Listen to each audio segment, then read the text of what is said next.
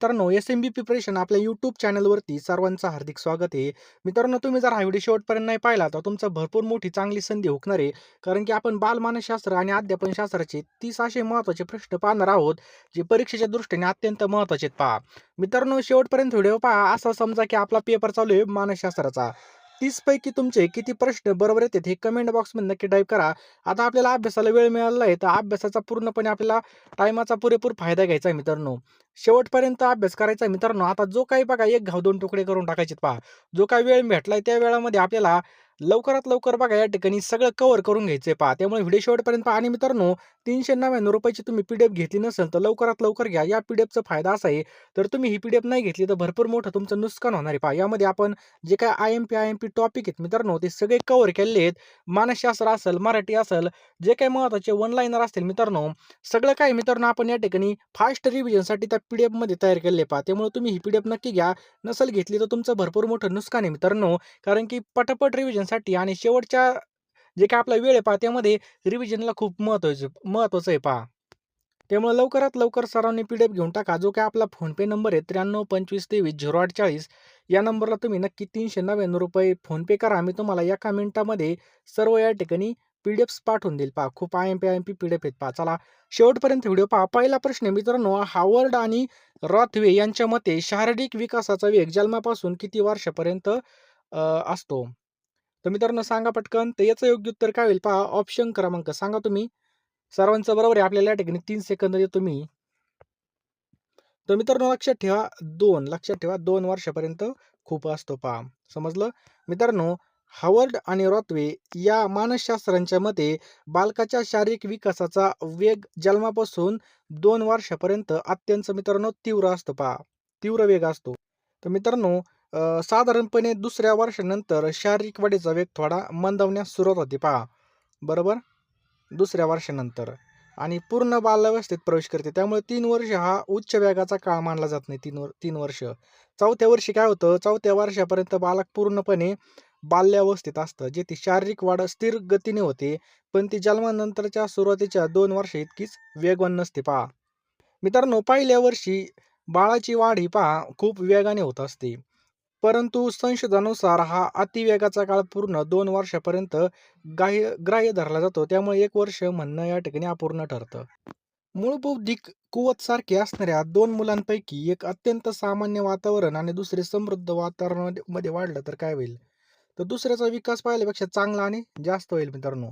जरी 2 मुलांची जी काही मूळ बुद्धिमत्ता सारखी असली तरी समृद्ध वातावरण बुद्धीला चालना देतं. चांगलं शिक्षण, खेळ आणि सोयी-सुविधा मिळाल्यामुळे दुसऱ्या मुलांचा विकास काय होतो? चांगल्या प्रकारे होतो पहा. पियाजेने व्यक्तीच्या बौद्धिक विकासाच्या दृष्टीने ठरवलेल्या टप्प्यांमध्ये पुढीलपैकी कोणत्या टप्प्याचा समावेश होत नाही? तर बघा, अमूर्त क्रियाकाल अवस्था ऑप्शन क्रमांक 2 अमूर्त क्रियाकाल अवस्था याचं बरोबर उत्तर आहे मित्रांनो. लक्षात ठेवा, जीन पियाजेच्या उत्पत्तीमध्ये अमूर्त क्रियात्मक अवस्था असते, परंतु अमूर्त क्रियाकाल अवस्था हा शब्दप्रयोग तांत्रिकदृष्ट्या त्याच्या मूळ वर्गीकरणामध्ये समाविष्ट नाहीये पहा. तर मित्रांनो आपण पर्यायाचं स्पष्टीकरण सुद्धा पाहू.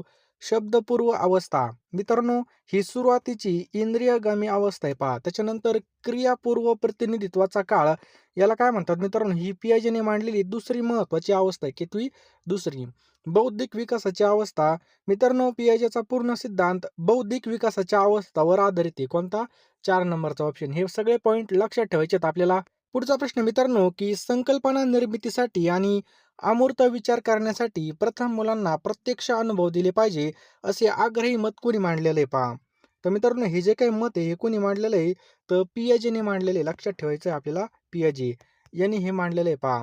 जीन पियाजे यांच्या मते मुले नन्हे शास्त्रज्ञ असतात पहा. अमूर्त विचार करण्यापूर्वी त्यांना वस्तूंचा प्रत्यक्ष अनुभव आणि कृती मिळणं आवश्यक असतं. हे पण लक्षात ठेवायचं आपल्याला. आता आपल्याला या ठिकाणी शास्त्रज्ञ दिले त्याचे आपण स्पष्टीकरण पाहू. कोहलबर्ग मित्रांनो, कोहलबर्ग लक्षात ठेवा यांनी नैतिक विकासाची उत्पत्ती मांडली. लक्षात ठेवायचं आपल्याला कशाची? नैतिक विकासाची या ठिकाणी उत्पत्ती मांडली पहा.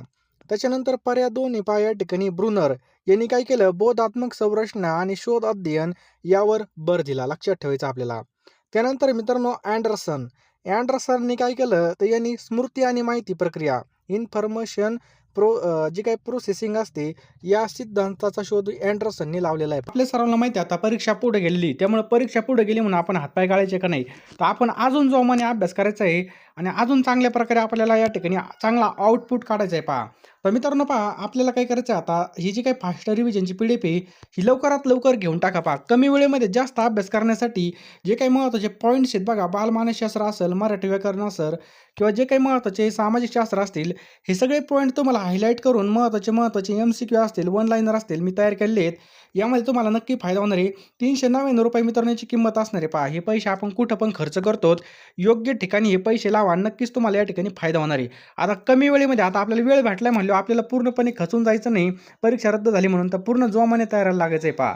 निगेटिव्ह विचार पूर्णपणे काढून टाकायचे आणि पूर्ण मन लावून अभ्यास करायचा आहे पहा. नक्कीच यश आपलं आहे पहा. चांगल्या प्रकारे अभ्यास करा, नक्कीच होईल. आता जे काही आपल्याला दिवस भेटलेले आहेत पहा, या दिवसामध्ये आपल्याला रात्रीचा दिवस करायचा आहे, दिवसाची रात्र एक करायची आणि अभ्यास करायचा आहे पहा. पूर्ण जोमाने अभ्यास करायचा आहे. एक सुद्धा मिनिट आपल्याला वाया घालायचा नाही मित्रांनो. जे काही आपण वाचलंय आणि मित्रांनो तुम्हाला आणखीन ॲड करण्यास सांगतो, की आपल्या पीडीएफ नक्की घ्या तुम्ही. रोज एक जरी पीडीएफ वाचली तर पेपर येईपर्यंत नक्कीच आपल्या या ठिकाणी चांगला स्कोर येईल आणि आपल्याला पासिंगसाठी नक्कीच मदत होईल पहा. त्यामुळे मित्रांनो कमी वेळेत जास्त अभ्यास करण्यासाठी मित्रांनो या ₹399 पीडीएफ असणार आहे मित्रांनो. आपले हे पैसे कुठं पण खर्च होतात. साधा आपण नाश्त्याला गेलो किंवा बाहेर कुठं पुढे फिरायला गेलो तरी पेट्रोलला जातात.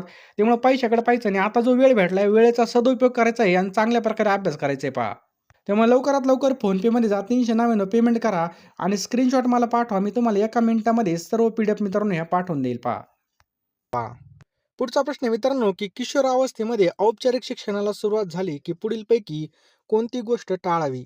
तर मित्रांनो लक्षात ठेवा, शालेय तासिका मोठ्या कराव्यात. लक्षात ठेवायचं आपल्याला, शालेय तासिका मोठ्या कराव्यात.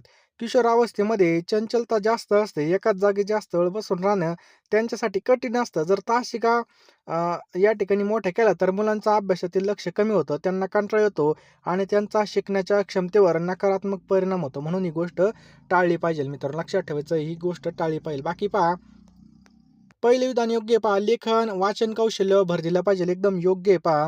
त्याच्यानंतर अध्यापन कृतीला जास्त प्राधान्य दिलं पाहिजे. हे सुद्धा बरोबर आहे. नाट्यकारणामध्ये भाग घेण्याची संधी मुलांना द्यावी. हे सुद्धा योग्य आहे मित्रांनो. हे सगळे पर्याय या ठिकाणी योग्य आहेत पहा. पुढचा प्रश्न आहे मित्रांनो, की खाली दिलेल्या नियमांमध्ये अनुवंशाचा नियम कोणता नाही मित्रांनो? कोणता नाही? तो ऑप्शन क्रमांक 4 परिणामाचा नियम. ऑप्शन क्रमांक 4 परिणामाचा नियम याचं काय आहे पहा बरोबर उत्तर आहे. मित्रांनो परिणामांचा नियम हा थार्नडाईकचा अध्ययन नियम आहे, हा अनुवंशाचा नियम नाही, हे पण लक्षात ठेवा. सामर्थ्याचा नियम. सामर्थ्याचा नियम मित्रांनो, मुले आपल्या पालकांसारखे दिसतात. उदाहरणार्थ हुशार पालकांची मुले हुशार. त्याच्यानंतर आहे बघा परागगतीचा नियम. म्हणजे मुले पालकांच्या विरुद्ध गुणांची असणे. अत्यंत हुशार पालकांची मुले मतिमंद सुद्धा असतात. याला परागगतीचा नियम सुद्धा म्हणतात. त्याच्यानंतर आहे पहा वैविध्याचा नियम. एकाच पालकाची 2 मुले एकामेकांपेक्षा वेगळी असणे याला वैविध्याचा नियम म्हणतात मित्रांनो. आपण स्पष्टीकरण सुद्धा या ठिकाणी पाहिलेलं आहे. पुढचा प्रश्न आहे मित्रांनो, की 25 पेक्षा कमी बुद्धी गुणांक असलेला विद्यार्थी पुढीलपैकी कोणत्या वर्गामध्ये असेल? तर लक्षात ठेवायचं आहे पहा, जडबुद्धी. बघा कोणत्या याच्यात असेल तो जडबुद्धी. मित्रांनो ज्याचा बुद्ध्यांक म्हणजे IQ लेव्हल ही 25 पेक्षा कमी असते, त्यांना जडबुद्धी या वर्गामध्ये टाकलं जातं. ते स्वतःची साधी कामं सुद्धा करू शकत नाहीत. तर मित्रांनो या ठिकाणी अल्पबुद्धी. अल्पबुद्धी जर पाहिलं तर अल्पबुद्धी साधारणपणे 80 ते 89 यांचा काय असतो IQ लेव्हल असतो अल्पबुद्धीचा. मंदबुद्धी जर पाहिली तर 50 ते 69 याची हे दिलेलं आहे पहा. किती 50 ते 69 मंदबुद्धी असते पहा. त्याच्यानंतर निर्बुद्धी असते 25 ते 49. 25 ते 49 ही काय असती? निर्बुद्धी असते पहा. समजलं? पुढचा प्रश्न आहे मित्रांनो, टर्मन या अमेरिकन मानसशास्त्रज्ञाने तयार केलेलं बुद्धिगुणांचं सूत्र कोणतं आहे पहा? टर्मन. सांगा पटकन. तर मित्रांनो लक्षात ठेवा, बुद्ध्यांक काय असतो? बुद्ध्यांक बरोबर मानसिक वय भागिले शारीरिक वय गुणाकारामध्ये 100. हे काय मित्रांनो याचं बुद्ध्यांकांचं सूत्र आहे पहा. समजलं? लुईस टर्मन यांनी स्टॅनफोर्ड बिने चाचणीचा हा जो काही सुधारित फॉर्म्युला वापरलेला आहे पहा. गणिताच्या भाषेमध्ये ऐकू म्हणतात पहा. नेक्स्ट आहे पहा, संकल्पना तयार होताना पुढीलपैकी कोणती बाब सहाय्यक ठरत नाही?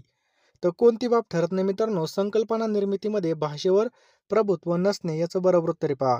संकल्पना स्पष्ट होण्यासाठी भाषेवर प्रभुत्व असणं आवश्यक असतं. भाषेवर प्रभुत्व नसल्यास संकल्पना नीट मांडता येत नाही. म्हणून हा पर्याय सहाय्यक ठरत नाही पहा. मित्रांनो, वस्तूंचं प्रत्यक्ष ज्ञान किंवा अवबोध याला काय म्हणतात मित्रांनो? तर वस्तू पाहून तिची प्रतिमा मनात तयार होते आणि ही संकल्पनेची पहिली पायरी असते. समजलं? त्याच्यानंतर विश्लेषण. विश्लेषण जर पाहिलं, तर एखाद्या वस्तूचा गुणधर्म वेगळं करून समजून घेण्याला काय म्हणतात? विश्लेषण म्हणतात. सामान्यीकरण म्हणजे काय मित्रांनो? तर विविध वस्तूंमधील समान गुणधर्म शोधून एक सामान्य नियम तयार करणे, याला काय म्हणतात मित्रांनो? सामान्यीकरण असं म्हणतात. 10 नंबरचा प्रश्न मित्रांनो काय आहे? संयमित, अभ्यासू, संशोधक आणि संकुचित या उदाहरणाचा समावेश व्यक्तिभेदामधील कोणत्या अंगामध्ये होईल? तर मित्रांनो, ऑप्शन क्रमांक 2 वृत्ती. लक्षात ठेवायचं आपल्याला वृत्ती याचं काय पहा योग्य उत्तर आहे. समजलं? वृत्ती.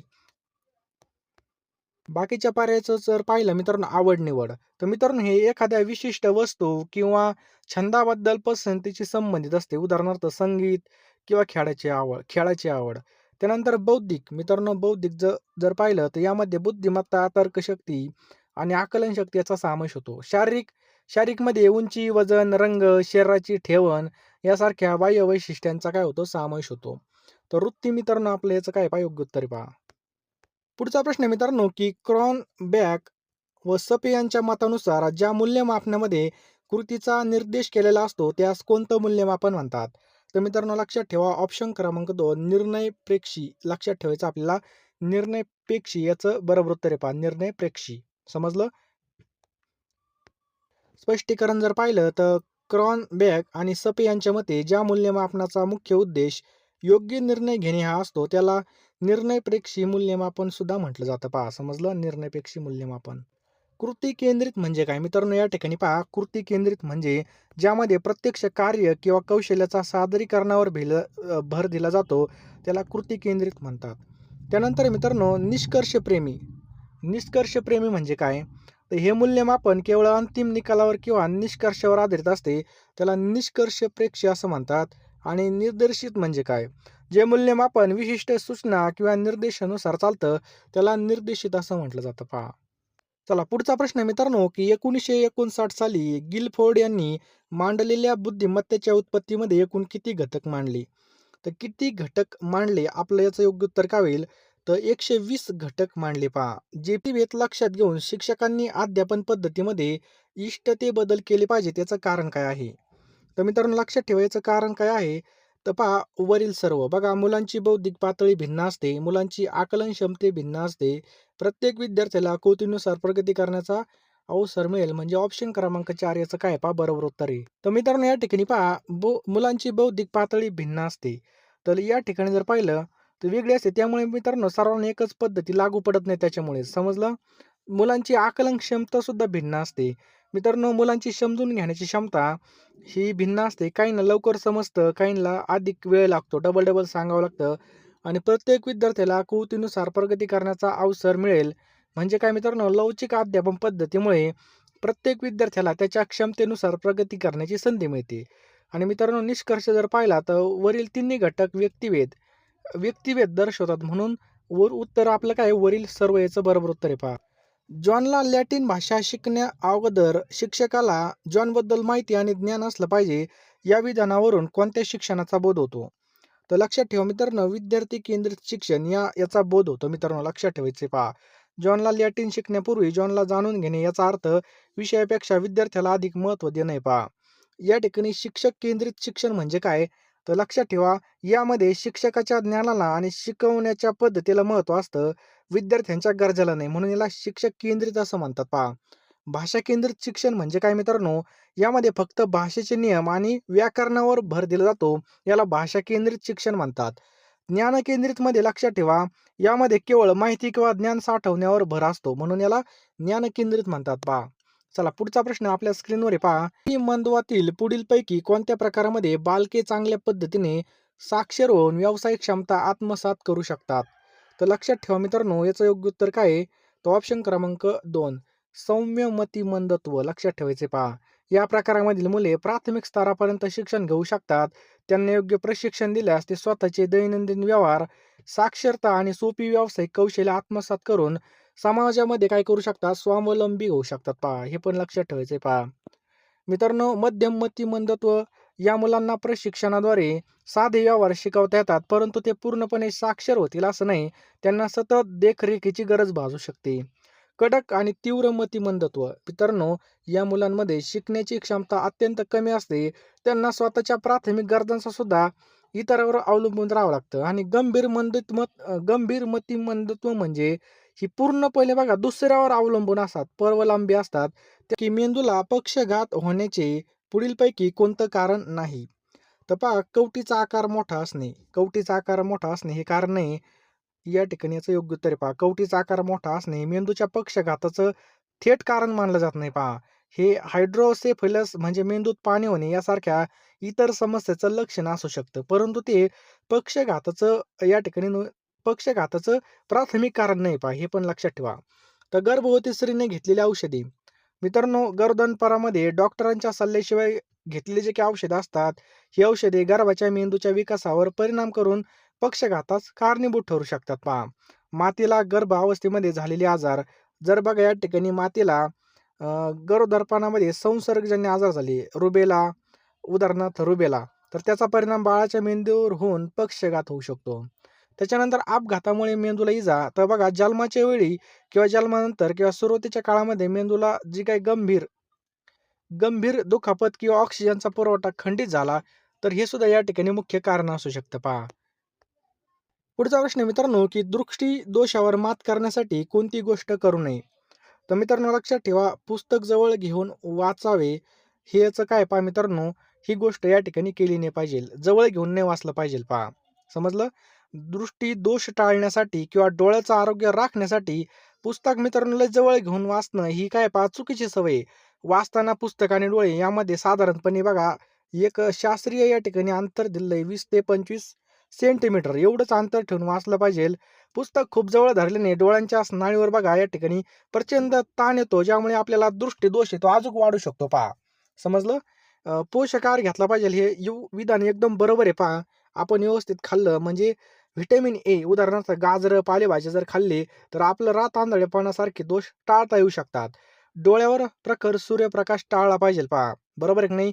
हे विधान बरोबर आहे. अतिशय प्रखर प्रकाशामुळे मध्ये काय होतं, डोळ्यातील जे काही आपली बाहुली आहे आणि जो काही पडदा असतो मित्रांनो, त्यावर बघा विपरीत परिणाम होऊ शकतो. म्हणून अतिशय प्रखर प्रकाश सुद्धा टाळला पाहिजे पहा. डोळ्यावर ताण येऊ देऊ नये. मित्रांनो, हे विधान सुद्धा योग्य आहे पहा. सतत मोबाईल जर वापरला, अंधारामध्ये जर टीव्ही पाहिला किंवा कमी प्रकाशामध्ये वाचलं, यामुळे आपल्या डोळ्यावर सुद्धा ताण येतो. हा ताण टाळण्यासाठी आपल्याला काय करायचंय, डोळे निरोगी ठेवायचेत पहा. म्हणजे आपल्याला काय करायचंय, हे सगळे विधानं काय आहेत पहा आपण बघितले, याचे फायदा आणि तोटे. चला पुढचा प्रश्न पाहूयात आता आपण. पुढचा प्रश्न मित्रांनो, की खालीलपैकी कोणत्या विद्यार्थ्यामध्ये प्रज्ञावान मुलाचं लक्षण दिसून येतं? मित्रांनो लक्षात ठेवा, बला चालू घडामोडीविषयीचे अज्ञान नाही. मित्रांनो हे काय मित्रांनो, प्रज्ञावान मुलाचं लक्षण आहे पहा. लक्षात आलं? प्रज्ञावान बालके मित्रांनो जिज्ञासू असतात. त्यांना भोवतालच्या जगाचे आणि चालू घडामोडीचे उत्तम ज्ञान असतं. चालू घडामोडीचं अज्ञान नाही. याचा अर्थ तो सभोवतालच्या परिस्थितीची चांगली माहिती पहा त्याला. जे प्रज्ञावान मुलांचं लक्षण आहे पहा. पर्याय एक काय मित्रांनो, ची समायोजन क्षमता कमी आहे. म्हणजे मित्रांनो हे काय प्रज्ञावान मुलाचं लक्षण नाही, उलट ती बघा अधिक असते पहा. कला कौशल्यात कमी निपुणता आहे पहा. मित्रांनो हे सुद्धा प्रगतीचं लक्षण नाही. च्या जाणीवा अवास्तव आहेत. मित्रांनो जाणीवा अवास्तव असणे हे मानसिक गोंधळाचं लक्षण आहे. हे प्रज्ञेचं नाही पहा. व्यवस्थित मी तुम्हाला सांगितलेलं आहे. चला पुढचा प्रश्न आहे मित्रांनो, की विशेष शिक्षकांनी खालीलपैकी कोणती बाब टाळली पाहिजे? तर मित्रांनो कोणती बाब टाळली पाहिजे? तर विशेष गरजा असणाऱ्या मुलांच्या मानसिकतेचा विचार न करणे. हे मित्रांनो याचं बरोबर उत्तर आहे पहा. लक्षात ठेवा, विशेष मुलांना गरजा आणि मानसिकता समजून घेणे अत्यंत महत्त्वाचं असतं पहा. मित्रांनो गरजा आणि मानसिकता समजून घेणे हे अत्यंत महत्त्वाचं असतं, हे लक्षात ठेवा. त्यांच्या मानसिकतेचा विचार न करणे ही ही गोष्ट शिक्षकांनी पूर्णपणे टाळली पाहिजे. कारण यामुळे काय होतं, विद्यार्थ्यांच्या प्रगतीमध्ये अडथळा येऊ शकतो. मित्रांनो या ठिकाणी पर्याय एक काय दिलेलं आहे आपल्याला, विद्यार्थ्याच्या क्षमता, गुण, कमतरताकडे दुर्लक्ष करू नये. बरोबर आहे की नाही? या सकारात्मक बाबीत पहा, क्षमतेकडे लक्ष देणे, साहित्याचं ज्ञान असणे आणि तज्ञांचं मार्गदर्शन मिळवून शिक्षकांची ही काय आहेत पहा कर्तव्य आहेत. पुढचा प्रश्न मित्रांनो, की विज्ञाननिष्ठ भूमिकेवर आधारलेल्या मानसशास्त्राचा पाया घालून वेदना, भावना आणि कल्पना यांच्या अभ्यासावर विशेष भर कोणी दिला? तर मित्रांनो कोणी भर दिलेला आहे? तर लक्षात ठेवा विल्यम बुंट. लक्षात ठेवा विल्यम उंट याचं बरोबर उत्तर आहे पहा. बुंट नाहीत, फक्त उंट आहे पहा. उंट, उंट नाहीत, उंट. मित्रांनो लक्षात ठेवायचं आपल्याला. विल्यम वुंट यांनी 1879 मध्ये पहिली मानसशास्त्रीय प्रयोगशाळा स्थापन केली होती. हे पण आपल्याला लक्षात ठेवायचं आहे पहा. त्यांनी बघा जाणीवयुक्त अनुभवांचा वेदना, भावना, कल्पना मित्रांनो या करण्यासाठी अंतर्निरीक्षण पद्धतीचा वापर केला आणि मानसशास्त्राच्या विज्ञानाचा पाया मिळवून त्यांनी दिला पहा. चार्ल्स डार्विन आपल्या सर्वांना माहिती आहे मित्रांनो, चार्ल्स डार्विन यांनी काय केलेलं आहे? तर यांनी मित्रांनो उत्क्रांतीवादाचा सिद्धांत मांडला. जे.बी. वॉटसननी काय केलेलं आहे मित्रांनो, यांनी वर्तनवादाचे जनक म्हणून यांना ओळखलं जातं. आणि लॉईड मॉर्गन मित्रांनो लक्षात ठेवा, प्राणी मानसशास्त्र आणि वर्तणुकी संबंधित यांनी कार्य केले पहा. पुढचा प्रश्न आहे मित्रांनो, की बॅगले यांनी कोणती उत्पत्ती मांडली? तर लक्षात ठेवा मित्रांनो, बॅगले यांनी आदर्शवादाची उत्पत्ती मांडली पहा. लक्षात ठेवायचं आहे, डब्ल्यू.सी.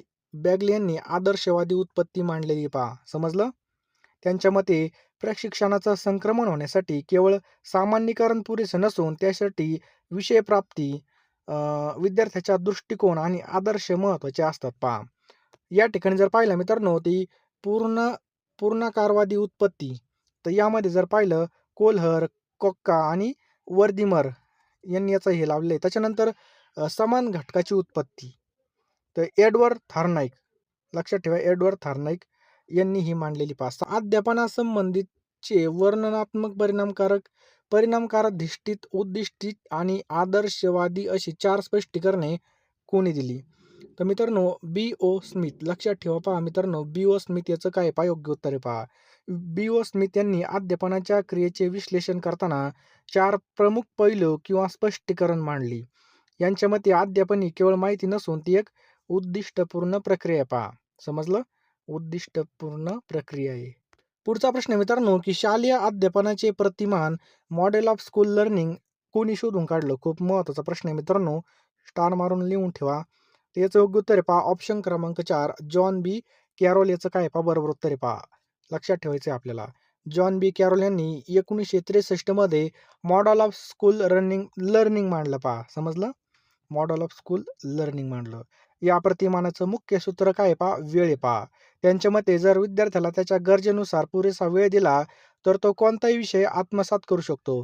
त्यांनी शिक्षणाचे यश हे वापरलेला वेळ आणि आवश्यक वेळ यांच्या गुणवत्तेवर अवलंबून असते असं सुद्धा सांगितलेलं आहे पहा. नेक्स्ट क्वेश्चन आहे मित्रांनो, की नाटकामध्ये काम करताना संवाद पाठ असून सुद्धा गर्दी पाहून विसरणे हे कोणत्या कारक गोष्टीमुळे घडतं? तर मित्रांनो हे कोणत्या कारक गोष्टीमुळे घडतं? तो ऑप्शन क्रमांक 4 भावनिक अडथळा आपल्या याचं काय पहा बरोबर उत्तर आहे पहा. विद्यार्थ्याला संवाद पाठ असून सुद्धा गर्दी पाहून भीती वाटली किंवा तो दडपणाखाली आला तर यालाच भावनिक अडथळा म्हणतात. ज्यामुळे आठवण्याची प्रक्रिया थांबते पहा. शारीरिक आणि मानसिक थकवा. मित्रांनो शारीरिक आणि मानसिक थकवा खूप काम केल्यामुळे थकवा जाणवतं. येथे कारण भीती आहे, थकवा नाही पहा. त्याच्यानंतर साहचर्य. 2 गोष्टींचा संबंध जोडून आठवले हे आठवण्यासाठी मदत करतं, अडथळा नाही. मनाचा कल. मित्रांनो एखाद्या गोष्टीकडे असलेला कल किंवा आवड यालाच काय म्हणतात? मनाचा कल म्हणतात. पुढचा प्रश्न मित्रांनो, की सहवास विषयक प्रेरणा खालीलपैकी कोणत्या प्रेरणेचा घटक आहे? तर मित्रांनो लक्षात ठेवा ऑप्शन क्रमांक 3 सामाजिक प्रेरणा काय पहा याचं योग्य उत्तर आहे काय? सामाजिक प्रेरणा हे याचं बरोबर उत्तर आहे पहा.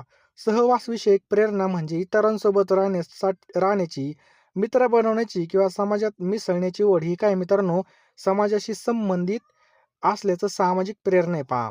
शारीरिक प्रेरणा म्हणजे काय मित्रांनो भूक, तहान, झोप या शरीराच्या काय आहेत पहा मूलभूत या ठिकाणी गरजा आहेत पहा. याला शारीरिक प्रेरणा म्हणतात. व्यक्तिगत प्रेरणा म्हणजे स्वतःची आवड, ध्येय किंवा महत्वाकांक्षा जी व्यक्तीनुसार बदलते याला मित्रांनो काय म्हणतात? व्यक्तिगत प्रेरणा असं म्हणतात पहा.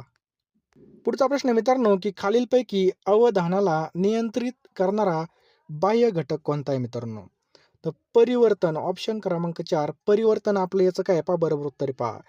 परिणाम करणारे 2 घटक असतात बाह्य आणि आंतरिक परावर्तन म्हणजे बदल. हा बाह्य घटक आहे मित्रांनो. एखादा आवाज सतत येत असेल तर आपण दुर्लक्ष करतो, पण अचानक आवाजात बदल झाला की आपलं लक्ष तिकडे जातं. समजलं? तर अभिरुची मित्रांनो अभिरुची काय असते? तात्कालिक गरजा आणि सवय असते. हे तिन्ही आंतरिक घटक असतात कारण ते व्यक्तीच्या मनाशी आणि शरीराची काय असतात? संबंधित असतात पहा. पुढचा प्रश्न आहे मित्रांनो, की उद्दिष्टांची स्पष्टीकरण लिहिताना घ्यावयाच्या दक्षतेपैकी कोणती बाब चुकीची आहे? तर मित्रांनो या ठिकाणी जर पाहिलं, तर ऑप्शन क्रमांक 3 अनेक अपेक्षित बदल एकाच वाक्यात लिहावीत. हे काय मित्रांनो चुकीचं आहे पहा. समजलं? उद्दिष्टाचे जे काही मित्रांनो या ठिकाणी जर पाहिले एका वाक्यात अनेक अपेक्षित बदल लिहिण्यामुळे काय होतं संभ्रम निर्माण होतो पहा आणि मूल्यमापन करणं कठीण जातं आणि प्रत्येक अपेक्षित बदल हा स्वतंत्र आणि स्पष्ट असावा म्हणून पर्याय 3 मित्रांनो या ठिकाणी पहा चुकीची पहा. पर्याय 1 काय दिलेला आहे मित्रांनो अपेक्षित वर्तनाबद्दल दृश्य असावा. तर मित्रांनो हे विधान बरोबर आहे. विद्यार्थ्यांच्या वर्तनामध्ये झालेल्या बदल शिक्षकाला प्रत्यक्ष पाहता आणि मोजता आला पाहिजे. पर्याय 2 काय आहे कौशल्याच्या मर्यादा आणि दर्जा याचा स्पष्ट उल्लेख करावा. तर मित्रांनो हे बरोबर आहे पहा विद्यार्थ्याला कोणते काम किती वेळात किंवा किती अचूकतेने करावं हे काम या ठिकाणी आपल्याला स्पष्ट असलं पाहिजे. समजलं? आणि पर्याय 4 काय आहे पहा स्पष्टीकरणे एक वाचनात लिहावीत. पहा हे तांत्रिकदृष्ट्या बरोबर मानलं जातं कारण स्पष्टीकरण हे प्रत्येकी विद्यार्थ्यांसाठी काय अपेक्षित आहे हे दर्शवते. उदाहरणार्थ विद्यार्थी नकाशा काढतो. समजलं? हे काय मित्रांनो याचे स्पष्टीकरण आपण पाहिली. इथपर्यंत आले असाल, शेवटपर्यंत व्हिडिओ पाहिला असेल तर लवकरात लवकर फोनपेमध्ये जा. पेमेंट करा मित्रांनो ₹399 आणि लगेच मी तुम्हाला एका मिनिटामध्ये सर्व पी-डी-एफ्स पाठवून देईल पहा. वेळ फार कमी आहे पहा. कमी वेळेत जास्त अभ्यास करण्यासाठी आपण या ठिकाणी ह्या पी-डी-एफ तयार केलेल्या आहेत पहा. यामध्ये तुम्हाला बालमानसशास्त्र, मराठी व्याकरण, परिसर अभ्यास, सामाजिक शास्त्र सर्व विषयाच्या पी-डी-एफ मित्रांनो टी-ए-टी परीक्षा 2026 साठी मिळणार आहेत. ₹399 लगेच फोनपेमध्ये जा. तुम्ही नंतरून विसरून जाल तेवढं पुन्हा आठवण करून देतो. आपण असे पैसे कुठं मग घालतो परंतु योग्य दिशेने आणि योग्य डायरेक्शनने अभ्यास केला तर यश निश्चित आपलंच आहे पहा. यावेळी 100% आपल्याला या ठिकाणी सक्सेस व्हायचं आहे. त्यामुळे हलगर्जीपणा आपल्याला करायचा नाही पहा. ₹399 मध्ये तुम्हाला सगळं काही मिळणार आहे मित्रांनो. लवकर फोनपे, गुगल पेमध्ये जा आणि लवकर या नंबरला पेमेंट करा. मी तुम्हाला सगळ्या पी-डी-एफ पाठवून देईल पहा. लवकरात लवकर पेमेंट करा, स्क्रीनशॉट पाठवा आणि लगेच अभ्यासाला लागा. एक सुद्धा मिनिटं वाया घालवू नका. वेळ फार कमी बघा, ही वेळ सुद्धा आपल्या हातामधून निसटून जाईल.